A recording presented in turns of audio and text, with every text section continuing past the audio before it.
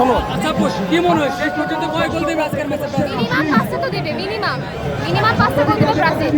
আচ্ছা 3 গোল দেওয়ার পর অনেকেই 3 পিস স্লোগান দিচ্ছিল, এটা আসলে কেন? থ্রি পিস তো বলতে আর্জেন্টিনাদের টোল করার জন্য, কারণ ওরা 6:30টার দিকে অ্যালার্ম দিয়ে রাখছিল, শুধু অ্যালার্ম দিয়ে রাখছিল।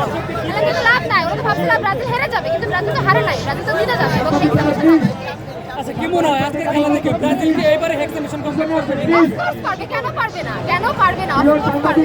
আমরা আশাবাদী, আমরা ব্রাজিল সাপোর্টার, আমরা আশাবাদী।